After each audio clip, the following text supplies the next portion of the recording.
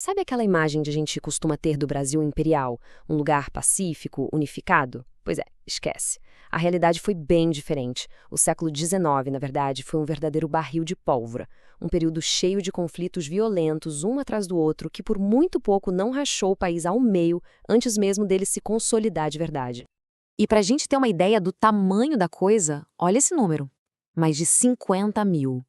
E isso, vale dizer, é uma estimativa por baixo, tá? Só das principais rebeliões que rolaram durante o período regencial, que foi uma época super turbulenta. É um número que escancara o quão fraturada era a sociedade brasileira naquele tempo. Então, a grande pergunta é: por quê? O que explica esse Brasil que mal tinha ficado independente já estar prestes a se esfacelar? É isso que a gente vai tentar entender aqui. E a ideia não é só fazer uma lista de batalhas, não. É mergulhar fundo nas causas, naquilo que levou províncias inteiras a pegarem em armas contra o poder central e muitas vezes umas contra as outras. Para organizar nossa conversa, a gente vai fazer o seguinte. Primeiro, vamos entender o que fez do Brasil esse barril de pólvora. Depois, vamos comparar os tipos de revolta, porque tinha diferença entre as da elite e as do povo. Aí, a gente faz um tour pelas rebeliões que pipocaram de norte a sul. E, para fechar, a gente analisa o impacto que tudo isso teve. Ok, vamos lá. Para a gente sacar por que o Brasil virou essa panela de pressão, a gente precisa olhar para o que vinha se acumulando há muito tempo, desde a colônia e que continuou firme e forte no Império. Basicamente, a gente pode resumir a treta em 3 pontos centrais. Primeiro, a grana, a exploração econômica. O pacto colonial amarrava tudo, e quem era daqui quase não via a cor do lucro. Segundo, a política, a exclusão. O poder ficava todo concentrado e o pessoal das províncias não apitava em nada. E terceiro, talvez o mais explosivo de todos, a desigualdade social absurda. Uma elite minúscula nadando em dinheiro e a grande maioria, incluindo milhões de pessoas escravizadas, vivendo na miséria. Era a receita perfeita para o caos. Agora aqui tem um ponto fascinante. Nem toda rebelião era igual. Os objetivos mudavam completamente dependendo de quem estava se rebelando. E isso, olha, isso revela os vários Brasis que existiam dentro de um só. E essa comparação aqui deixa tudo bem claro. De um lado, a Inconfidência Mineira, com a elite no comando. Do outro, a Conjuração Baiana, com gente do povo, alfaiates, soldados, pessoas escravizadas e libertas. As duas queriam independência e república. Mas o pulo do gato estava na questão da escravidão. A elite de Minas queria manter tudo como estava. Já o movimento popular da Bahia queria o fim imediato da escravidão e igualdade racial para todos. Eram 2 projetos de país completamente diferentes. E a punição também era bem diferente. Os líderes da elite, da Inconfidência, na maioria, foram só exilados. Apenas um, o Tiradentes, foi executado para servir de exemplo. Agora, os 4 líderes populares da Conjuração Baiana, todos foram executados. A mensagem da coroa era cristalina. Desafiar a ordem política era ruim, mas desafiar a ordem social e racial, isso era imperdoável. A mão do Estado pesava muito mais para quem vinha de baixo.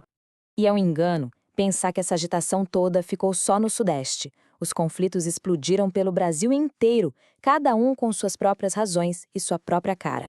Lá em Pernambuco, por exemplo, teve a Guerra dos Mascates. E o curioso é que a briga nem era contra o Portugal. Era uma treta interna entre a elite dos senhores de engenho de Olinda, que estava endividada, e os comerciantes portugueses ricos do Recife. Isso mostra como as elites locais já viviam se pegando pelo poder muito antes da independência. Descendo para o sul, a gente encontra a Guerra dos Farrapos. Durou 10 anos. Foi a guerra separatista mais longa e organizada que o Império enfrentou. Quem liderou foi a elite dos estancieiros, por causa dos impostos altos sobre o charque. Eles chegaram a declarar uma república independente. Foi um negócio muito sério. Agora, segura essa. 30 mil. Essa é a estimativa de mortos na cabanagem. Esse número podia chegar a 40% de toda a população da província do Grão-Pará na época. É uma carnificina, uma coisa assustadora. E o que foi a cabanagem? Uma revolta imensa e desesperada lá na região amazônica.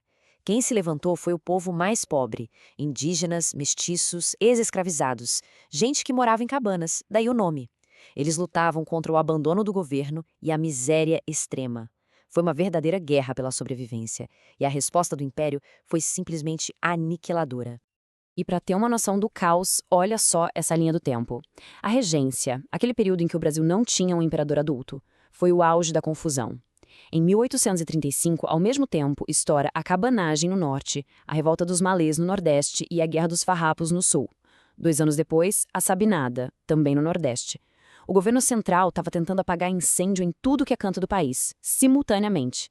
O Brasil estava literalmente pegando fogo.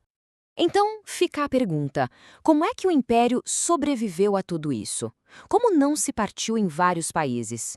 A resposta é curta e brutal: com muita força, de forma centralizada.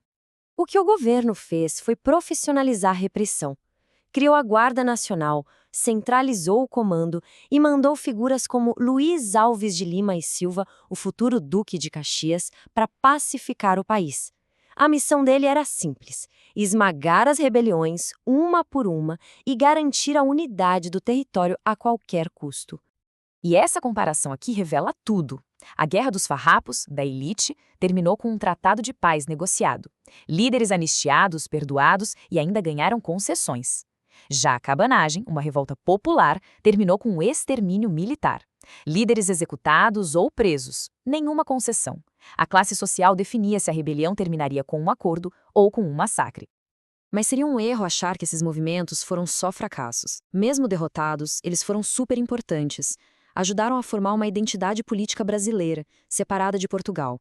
E plantaram sementes de ideias como o republicanismo, federalismo e abolicionismo, que iam florescer mais tarde. E, por outro lado, a repressão brutal acabou garantindo a unidade do Brasil na marra, consolidando o poder central, mas com um custo humano gigantesco.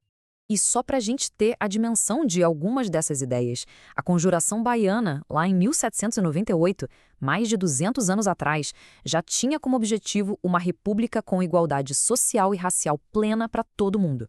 Era uma visão de futuro muito à frente do seu tempo e que, de certa forma, continua a ecoar até hoje. E tudo isso nos leva a pensar, como é que essas lutas antigas, por liberdade, por igualdade, por autonomia, continuam a dar forma ao Brasil que a gente conhece. A verdade é que essas fraturas de classe, de raça, de região, elas não desapareceram. Elas continuam bem no centro dos desafios e também das forças do Brasil do século XXI, mostrando como o passado está sempre vivo no presente.